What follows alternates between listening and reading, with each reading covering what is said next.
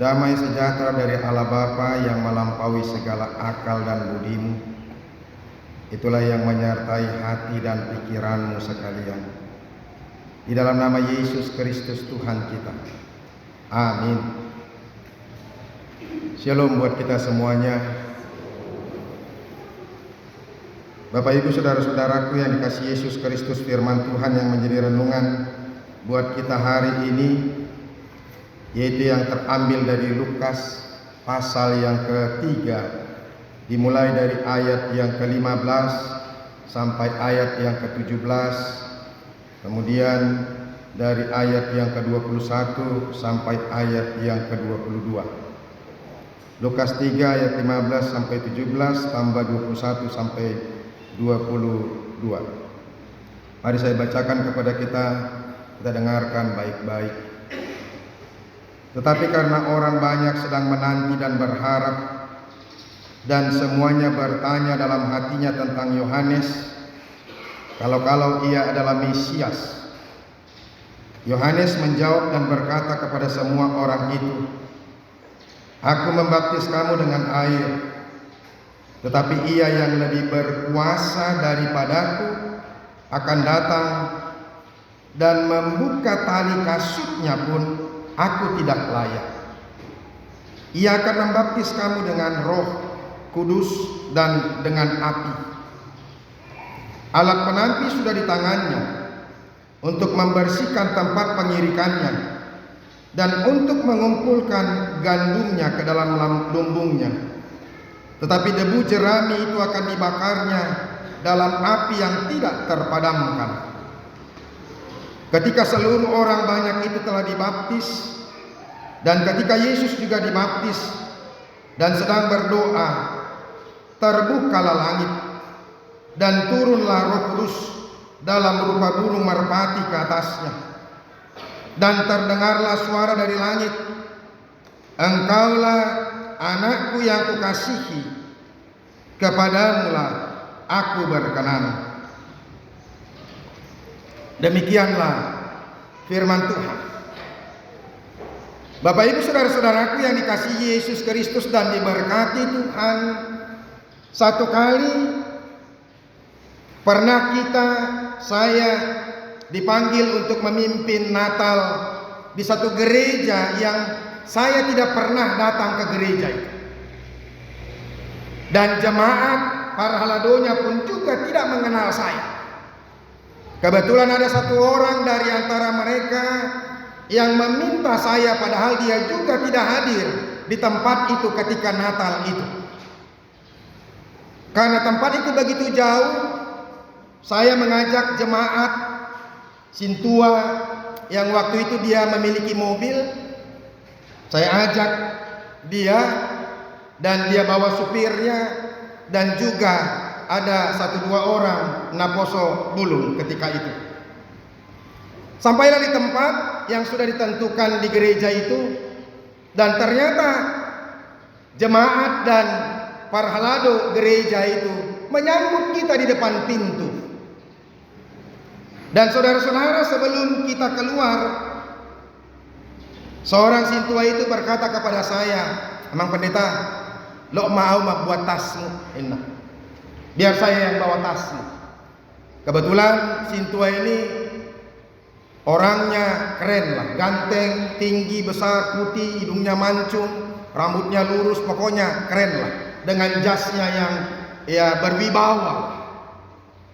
Ketika turun, lantas Sintua itu duluan dari saya di belakangnya, horas-horas gitu.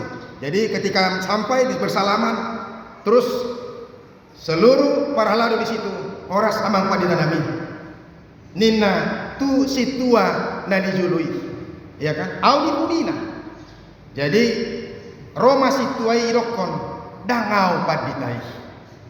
Nai pudiku do nyodo paditai, amangodo paditai nina. Saudara-saudara, mereka berpikir bahwa dia pendeta karena terlihat wibawanya, karismanya, kelihatan keren dengan bajunya juga. Jadi sehingga mereka menganggap bahwa inilah yang menjadi pendeta yang akan membawakan firman Tuhan menunjukkan kepada kami. Mereka pikir seperti itu. Bapak Ibu saudara-saudaraku, demikian juga saat ini dengan firman Tuhan. Ya, saat itu Yohanes adalah seorang rasul yang berkarisma, seorang rasul yang berwibawa. Seluruh perkataannya adalah perkataan yang benar, dan dia berteriak-teriak menyatakan bertobatlah, bertobatlah. Jadi orang berpikir saudara-saudara bahwa dialah Mesias yang dinanti-nantikan itu. Makanya kalau kita lihat dari firman Tuhan ini, tadi dikatakan dari ayat yang 15, tetapi karena orang banyak sedang menanti dan berharap, dan semuanya bertanya dalam hatinya tentang Yohanes, kalau ia adalah Mesias. Makanya Yohanes menjawab mereka dan berkata, aku membaptis kamu dengan air, tetapi yang lebih berkuasa daripadaku akan datang, dan membuka tali kasutnya pun aku tidak layak. Saudara-saudara, sekalipun Yohanes adalah rasul yang berkarisma, yang memiliki wibawa dan pengikutnya banyak, tetapi Yohanes tidak mengambil kesempatan untuk mencari kemuliaan, untuk menyatakan bahwa dirinya adalah Mesias. Padahal ketika itu Yesus belum datang. Ya kan, artinya kalau dia mau katakan, iya aku Mesias itu. Apalagi di zaman sekarang ini kan ada banyak orang yang mengaku-ngaku bahwa dia adalah rasul yang terakhir. Sering sekali. Dan memang di negara kita ini negara yang sedang kacau kalau saya bilang. Ya, buat saya kalau ada juga orang yang mengklaim bahwa dia adalah Mesias atau rasul yang terakhir, apa persoalannya? Ya kan? Kalau andaikan kalian berkata tiba-tiba songgok todi ngasian hari-hari itu kita audo nina Mesiasi innato alok Mesi Mesias mau kan gitu. Tidak perlu harus dilaporkan kepada polisi. Ya. Saat ini Marga Hutahayan, Ferdinand Hutahayan lagi dilaporkan ke polisi. Saya kurang tahu bagaimana persoalannya. Apakah memang sudah naik ke tingkat, tapi sudah sampai tingkat penyidikan.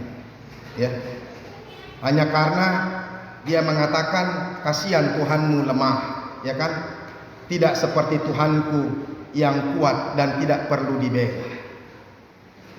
Jujur saja saya mengatakan saya membenarkan apa yang dikatakan oleh Ferdinand Hutahayan, Taringotusi. Karena memang benarlah kita harus berani menyatakan Tuhanku tidak perlu dibela. Dan memang Tuhan orang Kristen tidak perlu dibela. Tidak ada yang perlu membela Tuhan atau Yesus Kristus. Kalaupun ada orang yang menghina Tuhan kita, bukan kita yang membela. Tuhan itu sendiri yang akan membela dirinya. Tetapi itulah yang terjadi saudara-saudara saat ini. Ya, itulah negara kita. Yang saya mau katakan saudara-saudara pada saat ini, Yohanes tidak mengambil kesempatan untuk mengangkat dirinya. Yohanes tidak mengambil kesempatan untuk memuliakan dirinya. Yohanes tidak mengambil kesempatan saudara-saudara untuk menunjukkan siapa dirinya di hadapan orang lain. Bahkan dia menyatakan dengan jelas sekali saudara-saudara, aku membaptis kamu dengan air, tetapi ia yang lebih berkuasa daripadaku akan datang, membuka tali kasutnya pun aku tidak layak. Saudara-saudara, ketika itu masa zaman-zaman itu, guru itu sangat berwibawa dan sangat berkuasa. Ketika guru memerintahkan kepada murid-muridnya untuk melakukan sesuatu, maka seluruh murid-muridnya pasti akan mengikuti apa yang diperintahkan oleh sang guru kepada mereka. Tetapi saudara-saudara, untuk membuka tali kasut, tali sepatu, guru tidak akan pernah menyuruh muridnya, sekalipun dia bisa melakukannya. Karena buat seorang guru di ketika itu, membuka tali kasut itu sangat-sangat rendah. Tetapi Yohanes di sini mengatakan saudara-saudara, membuka tali kasutnya pun aku tidak layak. Bayangkan saudara-saudara bagaimana caranya Yohanes mengungkapkan kepada orang-orang, membuka tali kasutnya pun aku tidak layak. Itulah kerendahan hati yang tulus dari Yohanes. Bahkan di ayat yang lain, Yohanes 3 ayat 30, dia katakan, biarlah dia semakin besar, tetapi aku semakin kecil. Yang mau kita katakan saudara-saudara, tidak ada kesombongan, tidak ada upaya untuk membesar-besarkan diri di hadapan orang lain, sebab dia tahu siapa dirinya. Ini yang perlu ditekankan saudara-saudara untuk kita hari ini, karena ini juga termasuk awal tahun buat kita, supaya setiap kita benar-benar menjadi orang yang rendah hati, orang yang tidak sombong dan angkuh. Bayangkan saudara-saudara, juga Yesus Kristus sendiri pun ternyata menunjukkan dirinya, dia yang Tuhan, dia menunjukkan, menampilkan dirinya tanpa kemuliaan, tanpa kekuasaan, sehingga setiap orang boleh bertemu dengan dia, boleh berjumpa dengan dia. Dia lahir di kandang domba, hina sekali. Coba kita bayangkan saudara-saudara, kalau andaikan dia lahir di bintang 5 atau bintang 7, misalnya seperti bintang 7, itu obat ya kan? Nah, misalnya bintang 5 lah atau bintang apalah itu, yang serba luar biasa. Pada tuh ngadong kita nagui dakro tuh sih kan, hanya orang-orang tertentu. Yang mau kita katakan saudara-saudara melalui firman Tuhan ini, dua-duanya, Yohanes ini termasuk rasul yang sangat besar ketika itu. Bahkan sampai Yesus berkata, ya kan, berbahagialah ibu yang menyusui dan melahirkan engkau. Dia adalah nabi yang luar biasa. Dia menjembatani nubuatan nabi-nabi besar yang dari sejak perjanjian lama sampai kepada kedatangan Tuhan Yesus Kristus. Tapi dia tetap rendah hati, saudara-saudara.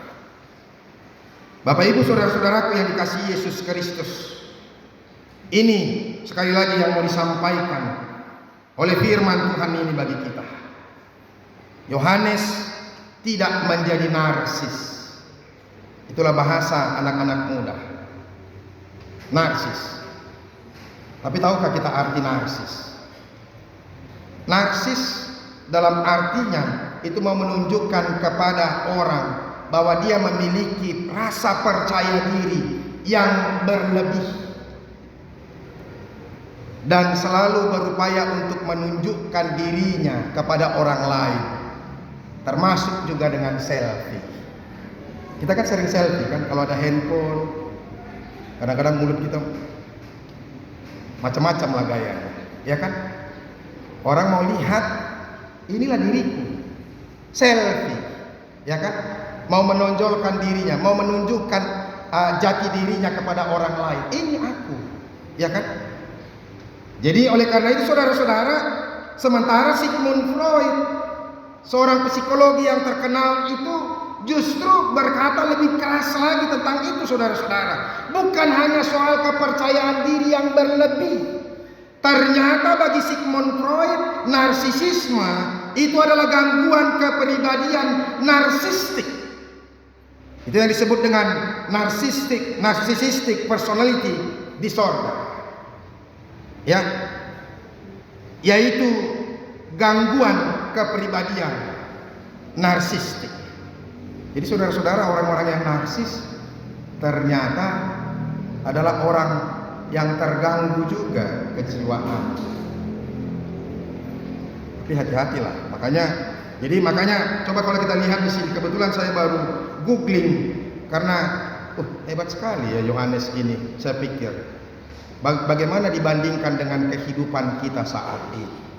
Kan penting juga kita ini kan. Jadi saudara-saudara, dikatakan di situ, mari kita kenali dan waspadai perilaku-perilaku narsistik dalam kehidupan kita. Satu, sikap narsistik merasa dirinya spesial dibandingkan dengan orang lain.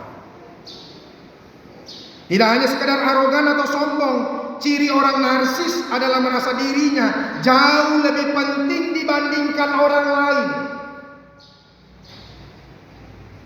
Mari kita lihat, kalau memang kita punya pemikiran seperti itu, berarti kita memiliki gangguan kejiwaan narsisistik.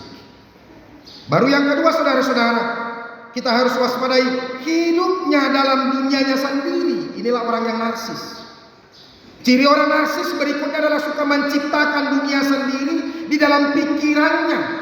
Artinya saat dunia yang sesungguhnya tidak mendukung pola pikir betapa spesial diri mereka, maka orang narsis akan membentuk dunia fantasi yang sesuai dengan pemikiran. Jadi orang yang narsis selalu memiliki fantasi tersendiri, dan ini juga berbahaya. Kemudian apa sekarang? Butuh diberi pujian terus menerus, ya kan? Memang sebenarnya pujian itu penting. Dalam pikir memang, apalagi kaum bapak, ya, kalau ibu-ibu misalnya bikin status, ya kan, foto-foto, misalnya nanti setelah gereja foto pakai baju, dengan gayanya, ya kan, sebenarnya bapak-bapak harus bilang aja, keren-keren ya, wow, ibu-ibu mantap, begitu kan. Coba mulai dokon misalnya, batas saja udah harus diinap, langsung repot tuh di dunia, ya kan. Coba jauh misalnya kamu jual non marpo tuh hamuan non kayak ibu yang narsis kan, dungi tanggap ya kana, ya jelek pun ini tuh kan, terus ribut lah semua, gaor mah, ya kan. Apalagi ada orang yang tidak suka, kadang-kadang kan haters kan banyak. Ketika kita misalnya tampil dengan gaya kita apapun, pasti juga ada orang yang benci dengan kita, pasti, ya itu. Jadi makanya butuh diberi pujian terus menerus. Kupikir nang suami istri sebenarnya juga perlu puji-pujian kan. Sona lembaga gohobah di tahun 2022 tersemangat mata, terkambang malak mata kan, tertabu. Ali coba mau diberi lamok doh beri ko agu saat matu tau baru sayon, ya kan. Oleh mahon nama apalagi nggak mau lebih pinahan muai ngam kan, agak berek, ya kan. Orang canggih dotor berkembang dotor, pinggang ukuran ngapain muai ngalam balgadi lah. Orang nomor badai. Ali mau coba di dokon misalnya tuh, songon napas ke baju ibah, mantap buku bereng. Las dorohak kuma merek koma minat kan. So ima tabu na bangga na iman kan. Jadi margarita lantar labak na imana pusat. Mau lembaga bajunya lembaga kan lantar labak na imana saya bereng sudah jolong makan. Jadi makanya bahayanya puji-pujian juga bahaya nanti amal itu, ya kan. Mau ibereng jolong mah dipuji, wah itu bahaya. Yang keempat, saudara-saudara, merasa berhak mendapatkan segalanya. Jadi orang yang narsis itu merasa berhak. Orang narsis berpikir ia berhak mendapatkan segala sesuatu yang dia inginkan. Kayaknya berbahaya ini narsis itu. Jadi jangan kalau misalnya kita ini ya ungkapan dari Sigmund Freud bahwa memang ternyata ada gejala kejiwaan dari orang-orang yang narsis. Ternyata benar juga. Yang kelima, tidak pernah memikirkan perasaan orang lain. Memang repot loh, molo sodong be perasaan, nggak ada simpati, nggak ada empati. Nama ol bejolma. Kalau simpatinya tidak ada, ya kan, orang marsak ali terus tertawa dia, ya kan. Ketika orang nangis dia tertawa, ketika orang tertawa dia nangis. Wah, anggoi memang manusia yang sudah tidak berperasaan lagi. Jadi itulah, ya kan. Dan yang terakhir, saudara-saudara, gemar mengintimidasi orang lain. Hatanya orang menipu, ya kan. Jadi orang serasa semua di bawahnya. Pangurupi dunia nibana, alai merasa bos, kan gitu. Nah ini yang repot, ya kan. Jadi kalau ada orang yang merasa bos, padahal dia bawahan, wah kacau lah. Jadi inilah bahayanya narsis. Tetapi Rasul Yohanes tidak, itu yang mau kita katakan. Dan ini yang mau ditonjolkan kepada kita hari ini kalau kita bergereja di minggu kedua ini, supaya hendaklah kita menjadi orang-orang yang rendah hati, orang-orang yang tulus, orang-orang yang menyadari siapa diri kita di hadapan Tuhan. Yohanes mengerti sekali, dia tahu siapa dirinya, sehingga dia tidak harus mencuri kemuliaan, mengambil kesempatan. Termasuk dohot nang akapasu-pasu ya. Pasahajo nyon tu sianu bah neto. Ujungnya dipokik mai hitung adal nang sahak beti nasihat sahatan. Nah, ini yang jadi repot. Oleh karena itu Bapak Ibu Saudara-saudara, mari di minggu kita hari ini ya kita mau diingatkan, mari ketika kita mendengarkan firman Tuhan, terlebih marilah kita merendahkan diri di hadapan Tuhan. Dan ingat saudara-saudara, yang menyelamatkan bisa membawa orang ke dalam kerajaan Allah hanya ketika kita merendahkan hati. Ketika kita mau merendahkan diri di hadapan orang. Coba saya tanya kepada kita, siapakah ada orang yang bisa kita rangkul ketika diri kita sendiri pun sombong dan angkuh, tidak bisa tersentuh dengan orang lain? Coba deh, ya kan? Kan kita berupaya seharusnya membawa orang lain ke tempat yang benar, ya. Tapi kalau kita sendiri pun terlalu angkuh, siapa yang bisa kita selamatkan? Siapa yang bisa kita bawa ke dalam kerajaan Tuhan? Makanya dibutuhkan saudara-saudara kerendahan. Itu yang pertama yang perlu kita ingat, yang perlu kita renungkan dalam ibadah kita hari ini, dalam firman Tuhan. Yang kedua saudara-saudara, tentang pembaptisan Yesus. Kadang-kadang jadi timbul pertanyaan, kenapa Yesus harus dibaptis? Bukankah dia tidak perlu menghapus dosa? Bukankah dia Allah yang kudus, dan kalaupun dia menjadi manusia yang harus dikorbankan, kan dia tidak berdosa? Saya mau tegaskan bahwa dia adalah manusia 100%. Jadi dia manusia yang tidak berdosa. Tetapi saudara-saudara, ketika dia mau dibaptis, yang pertama sekali saudara-saudara mau ditunjukkan kepada kita, ini adalah melambangkan penderitaannya. Kalau kita baca dalam Roma 6 ayat 4, dia katakan Yesus tidak perlu harus dibaptis. Mari kita lihat dulu di sini, di Roma 6 ayat 4.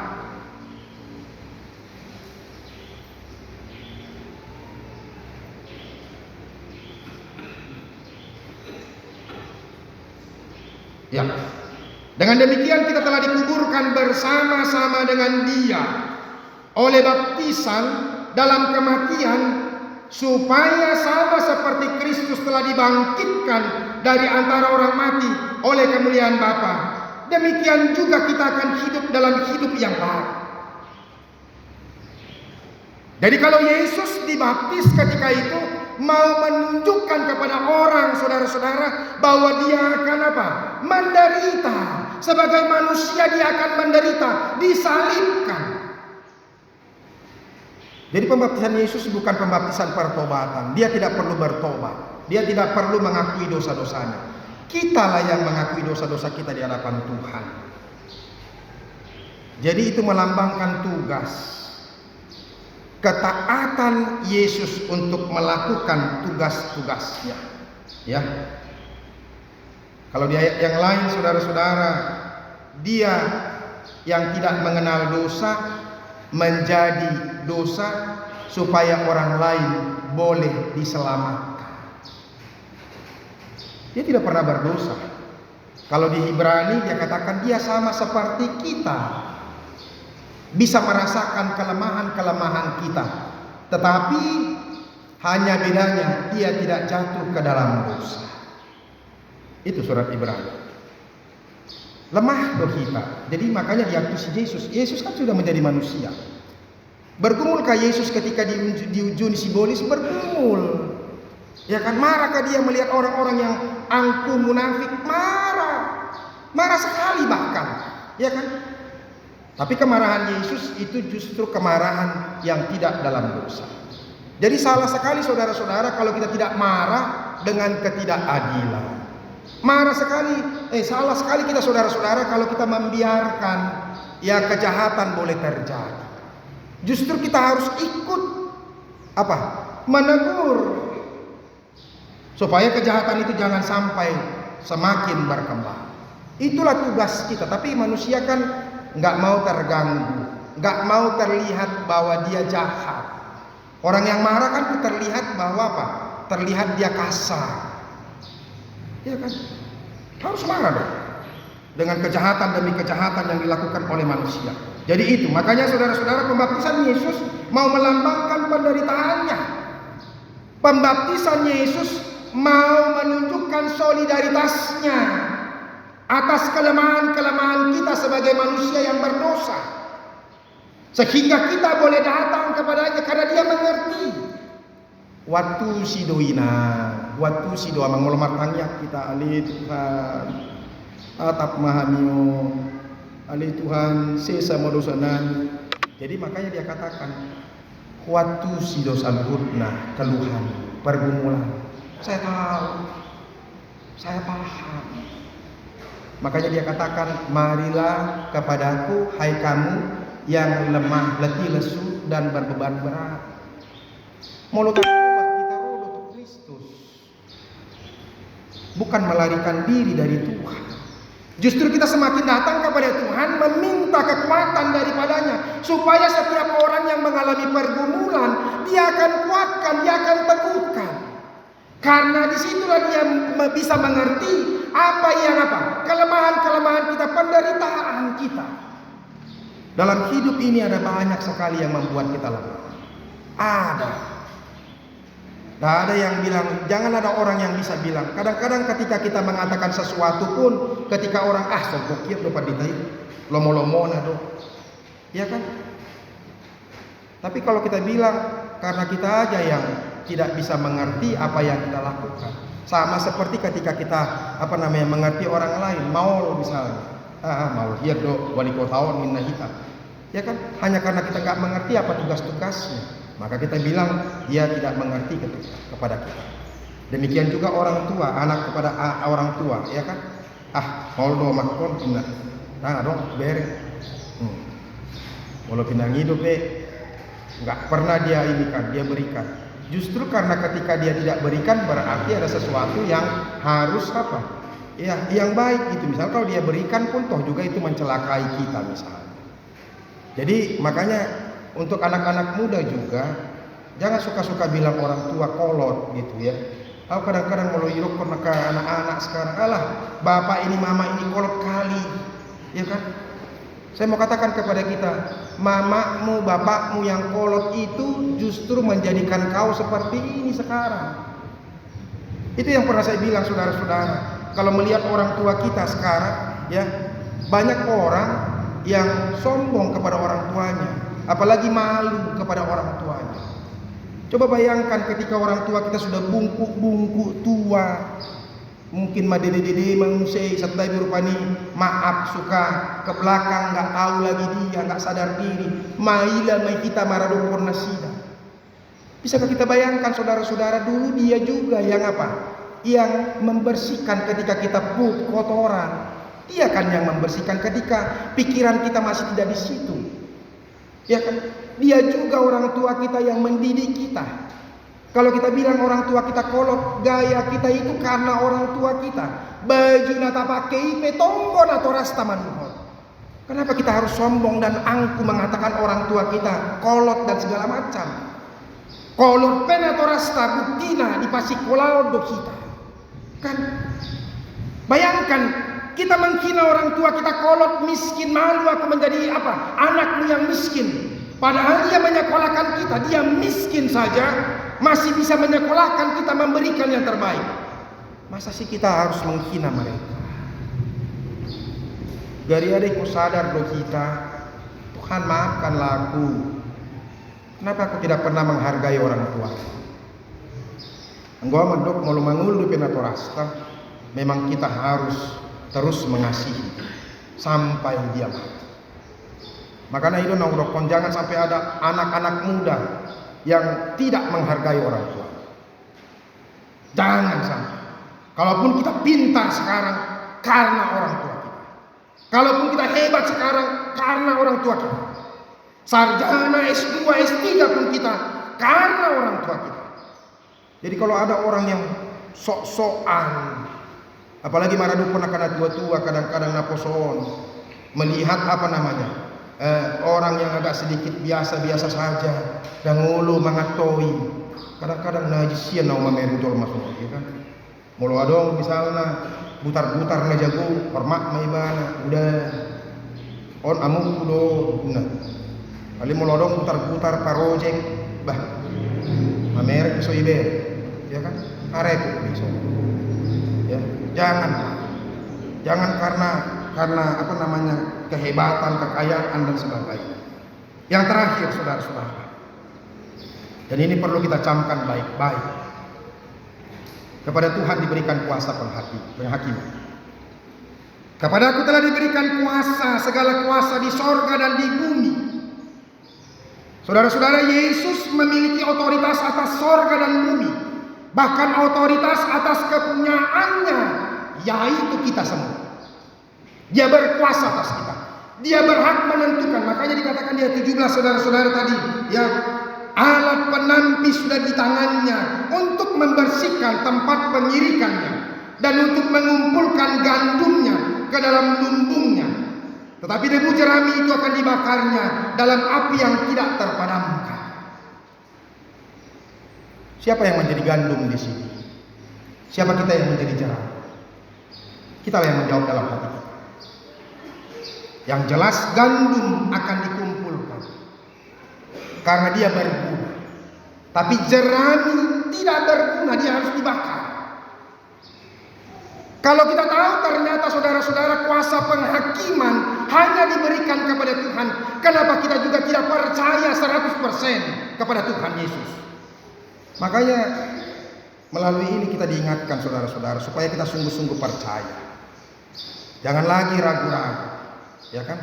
Mari menyaksikan Tuhan dalam hidup kita setiap hari. Jangan pernah ada sedikit pun rasa malu, enggan dan takut kepada kita. Dari nasal pernah dong gua video gimana nih, arah ke mana yang putus jalan sekarang, ya kan? Mau ke Pantai Pal kali ya, itu ya, yang putus sekarang jalan atau apa?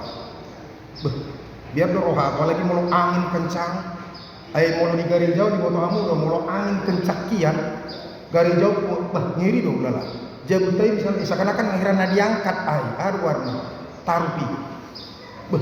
Si patah walau datang misalnya pas dulu angin, bangunang-unang nong rodo warna tsunami naroa masih patah. Gak bisa tenang mah perasaan. Kalau itu terus terang, tor anggun naking martangnya setengah-setengah iba ali dungi martangnya iba los air ol tardungi bahkan angin kencang itu Tuhan, ngeri juga kita kalau misalnya tiba-tiba ada tsunami kan martangnya iba jong gudul dia musia sian nang mudup pian Tuhan pamenak mah betul terang kita sampaikan kepada Tuhan homa nabui pada makhluk. Jujur kita takut juga kalau ada tsunami, ya kan? Jangan sampai ada tsunami tiba-tiba menghantam kita. Basalku masuk di neraka, basalku, narong deh bubut. Yang saya mau katakan kepada kita saudara-saudara, apakah kita gandum atau jerami? Jadilah gandum, berguna, bermanfaat, dipakai. Kalian mau jerami, ikut dibakar. Mari kita bayangkan kalau kita dibakar. Itu yang dikatakan sorga kekal dan juga neraka kekal. Bersuka cita selama-lamanya dan menderita selama-lamanya. Mana yang menjadi pilihan kita? Jadi itu yang kembali seperti yang dari pertama tadi. Maka percaya dan jadilah orang yang rendah hati di hadapan Tuhan. Gak usah lagi bersungut-sungut, menambe dombe, gaya-gaya yang ini tahun 2022. Terima kasih kalau kita boleh mengawali tahun ini. Jadi sehingga kita bisa merenung. Jadi mulai dari tahun 2022 ini Tuhan, aku mau berjanji di hadapan-Mu. Aku mau memperbaiki segala sesuatu yang tidak baik. Sikap-sikapku, kesombonganku, keangkuhanku, cara aku berpikir dan bertindak. Sama seperti tadi Yohanes. Yohanes banyak pengikutnya, tapi dia tidak pakai untuk apa? supaya mengacaukan, tapi justru dia tetap merendahkan diri sekalipun sudah banyak pengikutnya. Tuhan Yesus memberkati kita. Mari kita berdoa. Kami bersyukur Tuhan, hari ini kami masih boleh diingatkan oleh firman Tuhan, supaya kami boleh meneladani apa yang sudah Engkau contohkan kepada kami, ya Yesus, dan juga Rasul-Mu Yohanes. Tetap merendahkan hati sekalipun Engkau memiliki kuasa dan kemuliaan. Apalah kami, ya Tuhan, kami hanyalah manusia yang berdosa, yang berdiri di hadapan-Mu saja pun, duduk di kaki-Mu pun kami tidak layak, apalagi untuk mengandalkan diri kami. Ya Bapa kami, biarlah firman-Mu ini semakin menyadarkan kami memang Engkau adalah Tuhan penguasa, dan palu hakim itu sudah diserahkan kepadamu, sehingga seluruh kehidupan kami hanya tergantung kepadamu, Tuhan. Ketika Engkau menganggap kami bahwa kami adalah gandum, maka Engkau memasukkan kami ke tempat yang layak. Tetapi karena kalau Engkau lihat bahwa kami adalah jerami, karena kami selalu menjadi beban dan menjadi kekacauan, menjadi kesedihan bagi banyak orang, maka tempat kami adalah pembakaran. Ya Allah, ajar kami untuk menyadari diri kami terus menerus, supaya kami boleh tetap berkenan di hadapan Tuhan. Terlebih ketika kami menjalani hidup kami di tahun 2022, supaya kami bisa merendahkan diri. Terima kasih Yesus, dalam nama-Mu kami berdoa dan mengucap syukur. Amin. Kita akan memberikan persembahan kita sambil kita bernyanyi dari buku nyanyian nomor 209 ayat yang pertama sampai yang berikut.